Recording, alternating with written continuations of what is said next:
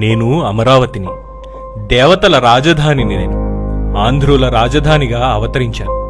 100 సంవత్సరాలు తెలుగువారి పాలనా కేంద్రంగా వెలుగొందినాను. అనేక దాడులు చవిచూశాను. అయినా నిలదొక్కుని వెలుగుతూనే ఉన్నాను. ఇది చరిత్ర. నాది ఘనమైన చరిత్ర. ఆ తర్వాత అమరావతి అంటే పంచారామ క్షేత్రాల్లో ఒకటి. నా పేరు మహిమో స్థానబలమో ఆంధ్రప్రదేశ్ విభజనతో నాకు మళ్లీ మంచి రోజులొచ్చాయి. నవ్యాంధ్ర నూతన రాజధానికి నా పేరే పెట్టారు. నా పూర్వవైభవానికి ఆధునిక హంగులు అద్దుతూ అధునాతన నగరంగా పునాదుల నుంచి నిర్మించాలని తలపోశాను. ప్రణాళికలు సిద్ధమయ్యాయి. పనులు మొదలయ్యాయి. కొన్ని భవనాలు తలలు పైకెత్తాయి. ఆంధ్రులందరి రాజధానిగా మరోమారు వెలుగొందాలని భావించిన నా ఆశలు అంతలోనే తలకిందులవుతున్నాయి. నా ఒడిలో నిర్మితమైన నా బిడ్డలాంటి శాసనసభ వేదికగానే మరణ శాసనం లిఖించారు. విచిత్రమేమిటంటే నన్ను చంపేయండి అని శాసనసభలోనే చెప్పారు. నన్ను ఇక్కడ నుంచి పంపించండి అంటూ సచివాలయంతోనే ఘోషణా పత్రాలు రాయించారు. రాష్ట్రాన్ని పాలించేందుకు, ప్రజలకు మేలు చేసేందుకు అనేక రకాల నిర్ణయాలకు వేదికగా నిలిచిన ఈ వ్యవస్థలు ఇప్పుడు తమకు తామే మృత్యుగీత రాసుకుంటున్నాయి.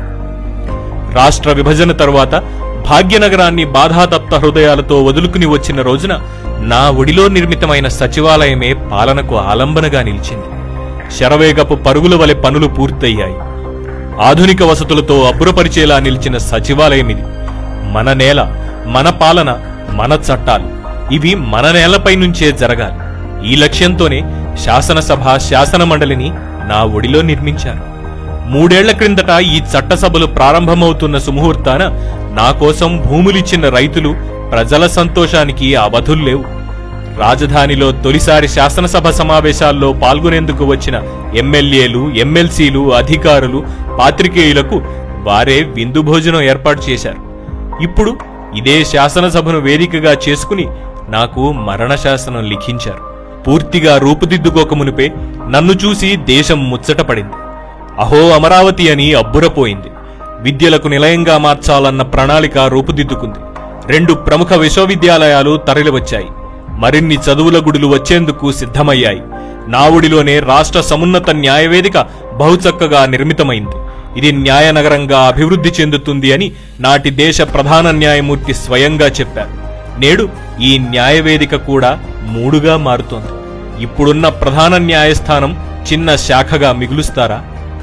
మంత్రులు, ఎమ్మెల్యేలు, అధికారులు, ఉద్యోగులు, చివరికి 4వ తరగతి సిబ్బంది కోసం చకచకా మొదలైన నిర్మాణాలు ఏమవుతాయి?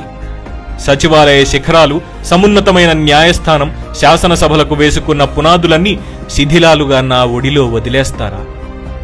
13 జిల్లాల ఆంధ్రప్రదేశ్ ప్రజలకు ఉద్యోగ, ఉపాధి అవకాశాలు కల్పించే అమ్మను అవుతానని అనుకున్నాను.